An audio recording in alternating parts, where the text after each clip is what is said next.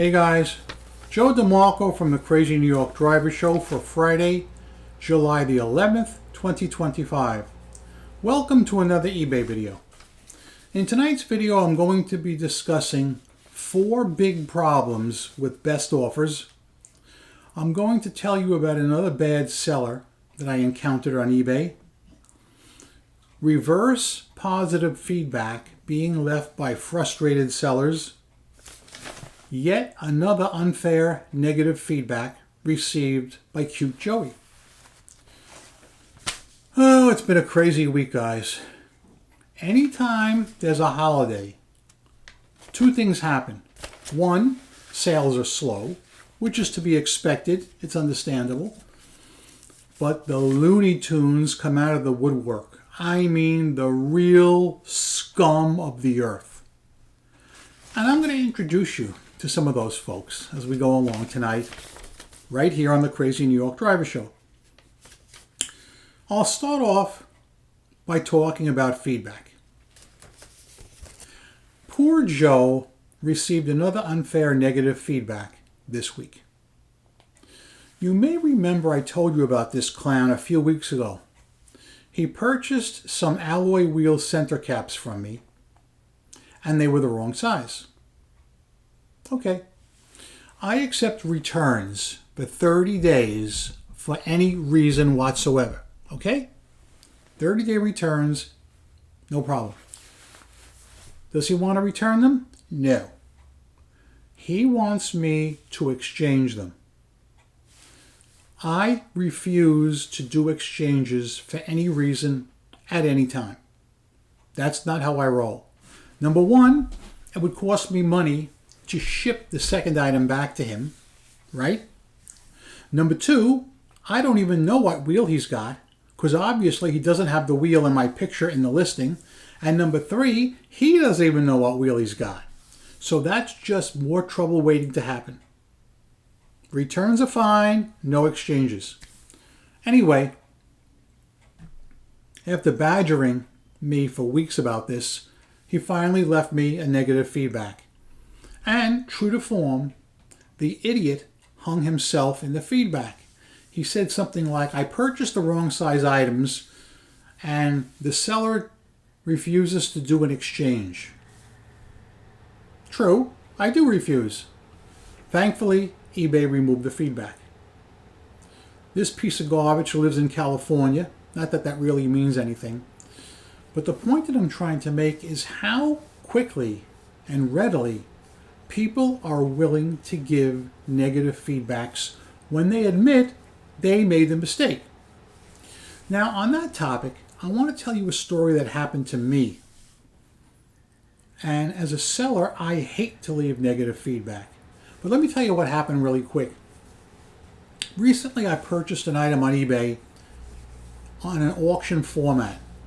I sniped it at the very end. It was a lot of assorted hubs for $50 plus $74 shipping. It was in a big box. So figure with tax and everything around $130. The seller used an AI description. And if you've ever seen the AI descriptions, they don't tell you anything about the condition of the item. It says something like, enhance the look of your vehicle with this beautiful, bright, blah, blah, blah, blah, blah. It's terrible. All right? I have no problem with scratches and dings and blemishes, but I do expect everyone to be viable. There was nothing in the listing about anyone that was not viable, broken, or bent. When I received the items, all the ones I had really hoped to get were either broken, bent, or rotted. You heard me right. One had a rotted backing, one had broken plastic clips, several were warped like pretzels. Absolutely useless. I received the items on July 3rd, but since it was the beginning of July 4th weekend, I didn't really want to hassle the guy. I said I'll wait till the weekend is over with and I'll contact him then. Because as an eBay seller, I hate when someone jerks me on the July 4th weekend And boy, did I get jerked this week. I don't believe in jerking people, but I'm afraid I'm the only one that doesn't. So I waited till Monday, which I think was the 7th. I wrote to the seller and I explained what happened. And he wrote back and said, well, to be honest with you, I didn't think it mattered because I thought whoever bought them was going to use them as wall hangers. Wall hangers. That was his excuse. He went on to say that he would have considered giving me a partial refund, but he's not going to because he lost money in shipping. And he basically concluded by saying, oh well, I guess we both lost on this deal, LOL. Now my question to you, given the information I presented, what would you do if you were me? There's no way I'm leaving him positive feedback because I'm unhappy. I lost a lot of money. I might leave him neutral. I might leave nothing. I don't know about a negative. I just can't bring myself to neg another seller. Okay? But I want to hear from you. I want to hear from you guys. Because what I always say is the majority rules. So, let's hear your comments below. Continuing on the topic of feedback, I encountered something that I'm going to show you right now in one of the Facebook groups. A seller had something listed auction format, and at the very end somebody came in and sniped it and won and never paid. The person, the seller, checked the buyer's feedback, which I'm going to show you. You are not going to believe this. You're just not going to believe it.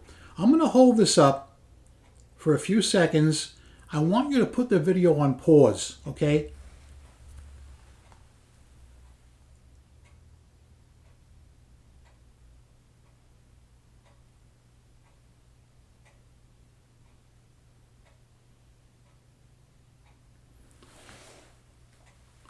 That is the buyer's feedback. You can see how many people have been stung by this one person. And that's just one page, okay? That's just one page. I'm estimating a minimum of 50 people this person has stiffed. And the point that I'm trying to make, the first point is eBay will not sanction any deadbeat bidders. And that is conclusive proof. I've done videos about this topic over the years, and it hasn't changed in the summer of 2025. They're still getting away with murder. So, if you're listing your items in the auction format, I would think twice about it, okay? Now, there is some dissension in the Facebook community whether people should leave reverse positive feedback. There's a few people that think that it actually helps the deadbeat bidder because the algorithm is picking up the green dot, not the negative comment, and they say that it's strengthening their record instead of actually hurting them. Me, I'm not so sure about that because when I see all those scammer, deadbeat bidder things, that would concern me. If someone sent me a best offer and I checked their feedback and I saw that, I would immediately decline the offer, tell them why, and then I would block them. That's just me. But this goes to show you that eBay sellers are so over the top frustrated with the one-sided feedback system, they're lashing out in the only way they can. Next topic, best offers. You remember last week I told you I had 7 or 8 times when people sent me reasonable best offers and I accepted them. And not only was I not paid immediately, I wasn't paid at all. In my 25-year career on eBay, I can look you in the eye and tell you last week was my worst year ever for deadbeat bidders when I was promised immediate payment. Now I got good news. This week, It only happened one time. So I decided to do a little experiment this week. I'm going to tell you my hypothesis, what I did, and I'd like you, after hearing it, tell me if the defense's case holds water. Okay? So, it was only one person. It was $35 plus shipping. I went to his recent feedback over the last month, expecting to see 0. But I was shocked when I saw 14. 14 purchases this month. Now, keep in mind, if 14 sellers left him positive feedback this month, the odds are 99% chance he bought a lot more than 14 items, because most sellers do not leave immediate positive feedback, because we've been burned too many times. Keep that in mind. So I decided to perform my experiment. I said, if my theory is correct, not one of these 14 items will be in eBay Motors. They'll be in every category under the sun, but there won't be any motors sellers leaving positive feedback. I took the time, I went through all 14. How many of them were from eBay Motors? 0. Just like I thought. The way I interpret this is that other categories, whether it's clothes, collectibles, toys, immediate payment is rolled out and working fine. In eBay Motors, it is not.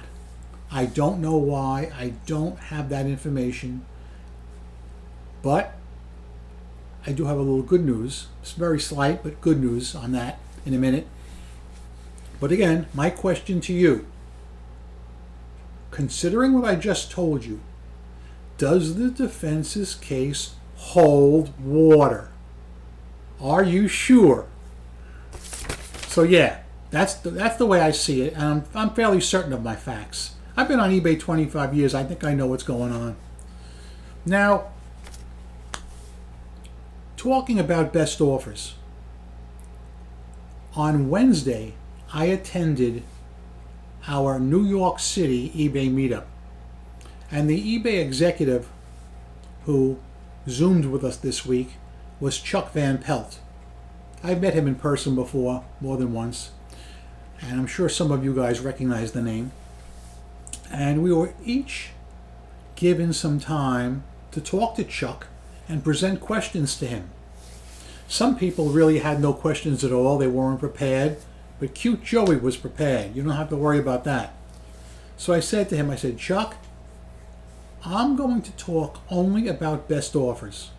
I said, I have noticed 4 big problems with the way best offers is set up. I'm going to read them all to you, and then I'd like your input on them. And these are the 4 items that I presented in the order of seriousness. Number 1, eBay telling us we'll be paid immediately, and in reality we don't see a dime. That was my number 1 thing. I explained it to him and he was shocked. He was shocked that it happened 7 times to me last week. I offered to give him, auction and listing numbers, and he said no. He said he's going to present it to the team that handles best offers. Okay, hey, don't shoot the messenger. I'm just telling you. So I told him that I think the problem is because it's eBay Motors. I said, if I was selling in any other category, I think the payment would go right through. I said, something's really wrong. I said, my second complaint has to do with international buyers only from Canada and Puerto Rico. I said, number 1, if they send us a reasonable best offer, they're not required to pay for 4 days. If then, and even if they don't pay, nothing's done. I said, there's something else going on that's really got me nervous. I said, let's say I have an item that's $40 plus shipping. Let's say a bidder from either of those locations sends me a best offer of $30. If it was a domestic buyer and I'd be paid immediately, I would snap it up. Because I'm not being paid immediately, I will reject any offer. So I reject the 30, then they'll come back with 35, I'll reject it. Then they'll come back with 39, $1 less, and I'll reject it because I'm not being paid immediately. I'm not taking a chance. I'm not Rick freaking Henderson, okay? So my point is, after I reject the last offer, which is $39, keep in mind they have gone from 30 to 39. They've gone up $9. They will not go up that extra dollar to do the buy it now because they know they'll have to pay immediately. It is my contention that they had no intention of paying any of those amounts. They were just feeling me out to see what they could get it for. Because any rational person who's willing to go up $9 will go up $1 more to get the item. Because those items are hard to get in Canada and Puerto Rico. Okay, number 3. People who send a reasonable best offer with demands.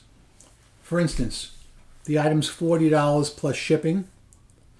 A person will send a best offer of $40, which makes no sense because that's what I'm asking for the item. But then in the love note, they'll say free shipping, decline, block. Or they'll send a best offer for $39, and in the love note, this offer is conditional on the fact that you will also include something else I need you have in another listing. I get that too. Or they will say this offer is conditional that you upgrade me to priority mail. I get that too. Those are all declines and blocks.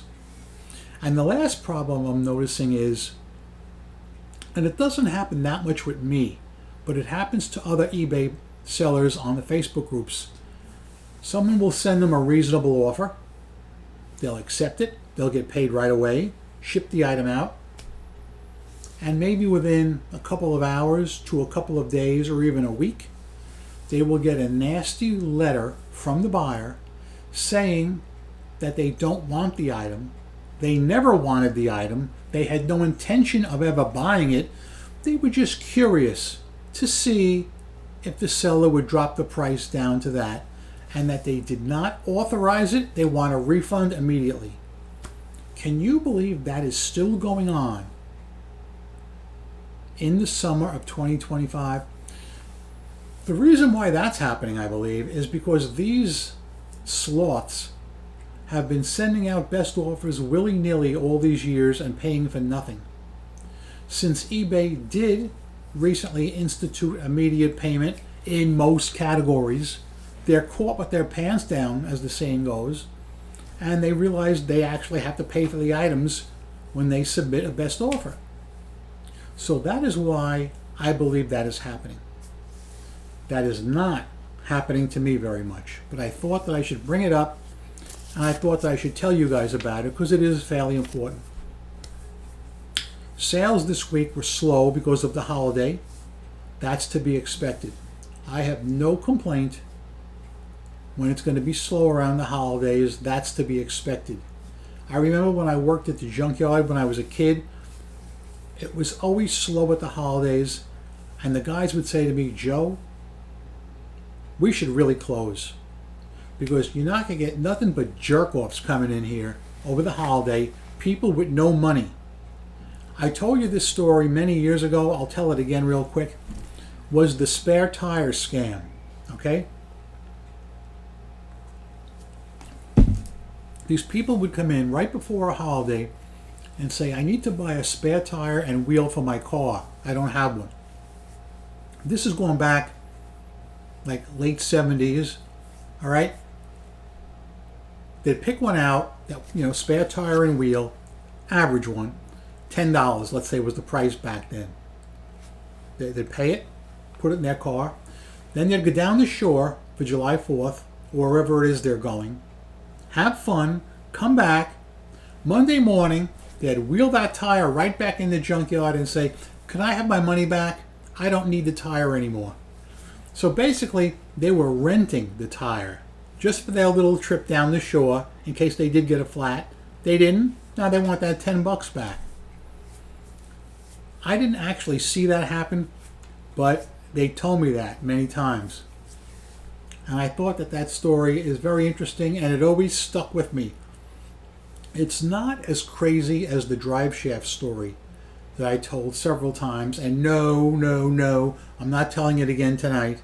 But I'm sure you longtime subscribers will remember the drive shaft story, because that thing was just absolutely crazy.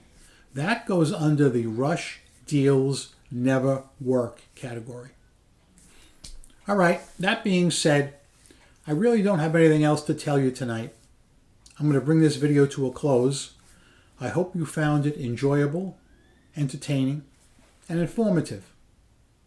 I like to present the information as I see it, and I like to do it in a way that's going to make you chuckle if possible. So yeah, I hope you make a lot of money on eBay this week. Rock on and peace.